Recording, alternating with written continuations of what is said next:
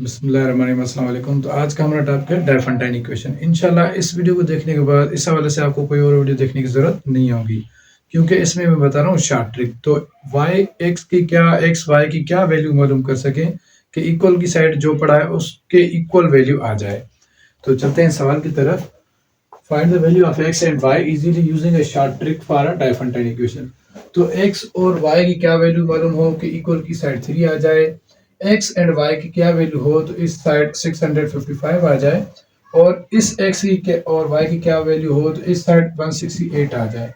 इसी तरीके का इस एक्स और इस वाई की क्या वैल्यू हो तो यहाँ 73 आ जाए, और इस एक्स और इस वाई की क्या वैल्यू हो तो यहाँ 1 आ जाए।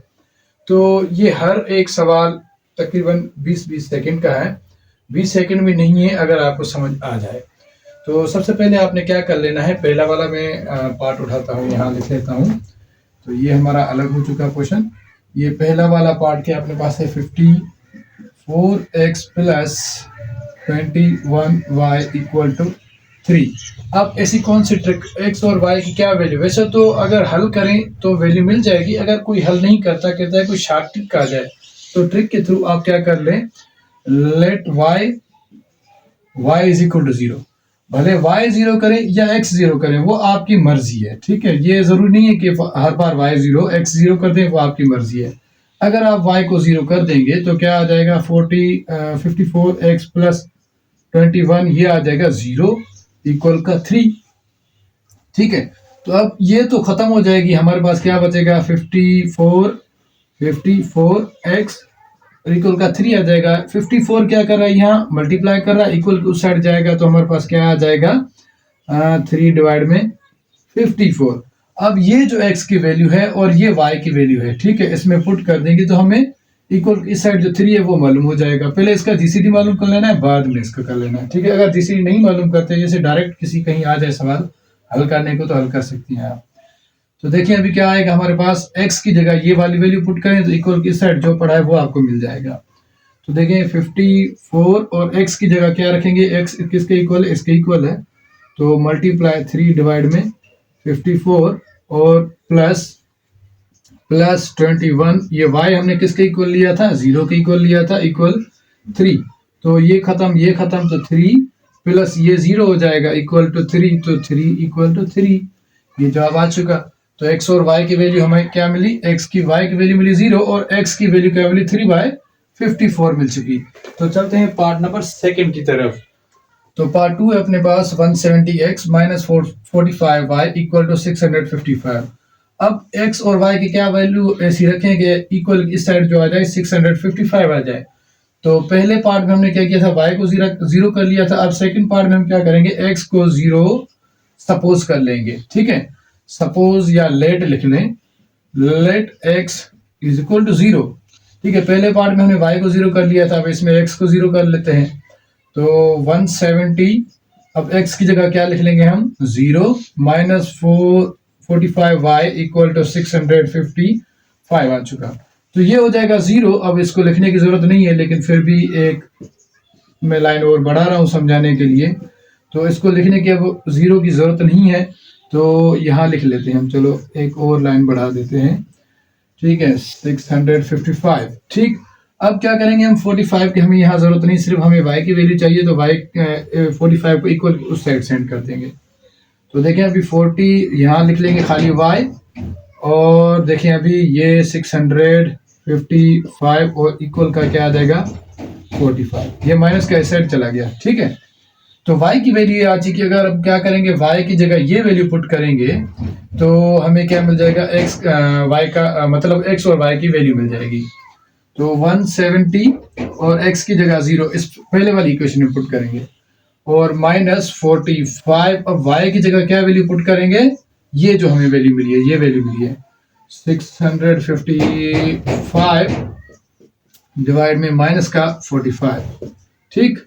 तो देखें अभी इसको अगर ऐसे आप नहीं लिख लेते, डायरेक्ट मल्टीप्लाई कर रहे हैं, फिर भी सही है। तो ये और ये खत्म हो चुका, ठीक है।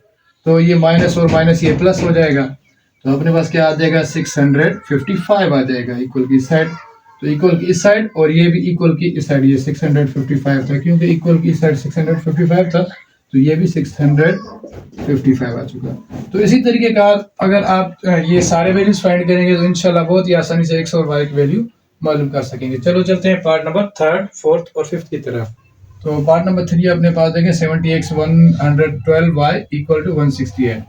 तो x और y का ऐसा कौन सा वैल्यू रखें कि 168 इक्वल की इस साइड भी आ जाए। पहले तो आप जीसीडी मालूम करें, वो भी कर सकते हैं, करें। फिर हमने क्या होता है कि x और y की वैल्यू मालूम करनी होती है, डायरेक्ट कर लें भी आपकी मर्जी है।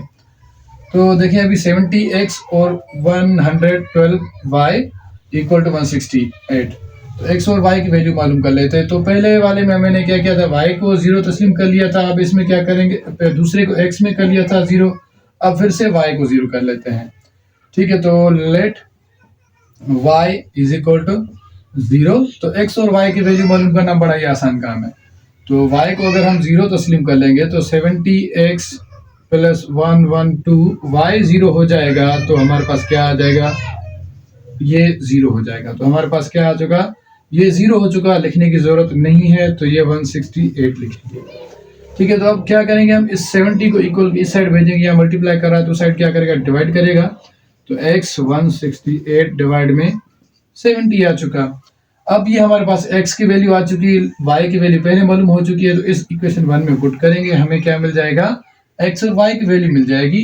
ठीक है, तो करते हैं इसको हल। तो x की ये वैल्यू मालूम हो चुकी है, y की ये वैल्यू मालूम हो चुकी, इन दोनों को पुट करेंगे तो यहाँ इक्वल इस साइड भी 168 ही आ जाएगा। तो चलो 70 और x की जगह हम क्या पुट करें, x की जगह हम ये वाली वैल्यू पुट करें, ये 70 लिख लिया, x की जगह अब ये वाली वैल्यू पुट करेंगे, 168 डिवाइड में 70 और प्लस 112 y को क्या कर लिया था, सपोज 0 और इक्वल 168। तो देखिए अब ये 70 में खत्म, ये हो जाएगा 0, तो 168 प्लस का ये 0 इक्वल 168। अब इसको लिखने की जरूरत नहीं है, ही 0, तो ये आ चुका अपने पास x और y की वैल्यू, x के वैल्यू ये आ चुकी है और y की वैल्यू ये आ चुकी। तो बड़े शायद कंफ्यूज होते हैं कि x और y की क्या वैल्यू रखें कि इक्वल की इस साइड 168 आ जाए। तो चलते हैं पार्ट नंबर 4 की तरफ। उम्मीद है आपको समझ आ रहा होगा। पार्ट नंबर 5 आपके लिए छोड़ रहा हूँ, और पार्ट नंबर 5 बड़ा ही आसान है, तो ये चौथा नंबर में हल कर रहा हूँ। उम्मीद है आपको समझ आ रहा होगा। पार्ट नंबर 4 है अपने पास। देखें अभी हमें x और y की वैल्यू मालूम करनी है कि इक्वल की इस साइड भी क्या आ जाए, 73 आ जाए। जैसे कि इक्वल उस साइड 73 है, तो इस साइड भी 73 ही आ जाए। तो क्या करते हैं हम, सबसे पहले लेट अब y इज इक्वल टू 0 कर लें, या x इज इक्वल टू 0 कर लें। ठीक है, तो मैं यहाँ x इज इक्वल टू 0 कर लेता हूँ, अगले में मैंने y कर लिया था, x इज इक्वल टू 0 कर लेता हूँ। अब x की भी 0 पुट करेंगे तो y की वैल्यू मिल जाएगी। तो 311 x की जगह क्या कर देंगे, 0 माइनस 112 y इक्वल टू 73। तो ये हो चुका 0, इसको लिखने की जरूरत नहीं है, तो हमारे पास क्या बचा, 112 y इक्वल टू 73। तो ये 112 क्या कर रहा है, इस साइड मल्टीप्लाई कर रहा है, इक्वल उस साइड जाएगा तो क्या करेगा, डिवाइड करेगा। ठीक है, तो ये माइनस का 112 आ चुका।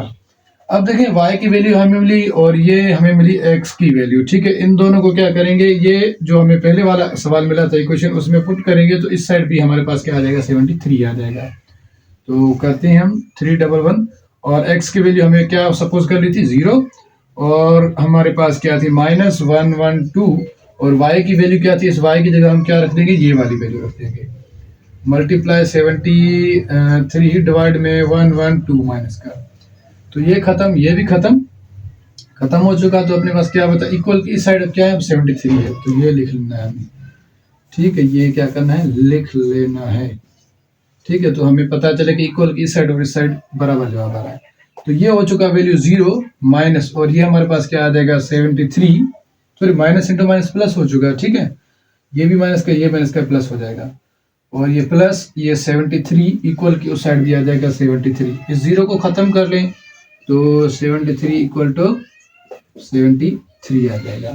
उम्मीद है आपको समझ आ रहा होगा, और लास्ट पार्ट जो है आपने हल करना है। उम्मीद है आपको समझ आ रहा होगा। तो हम याद, अल्लाह हाफिज़।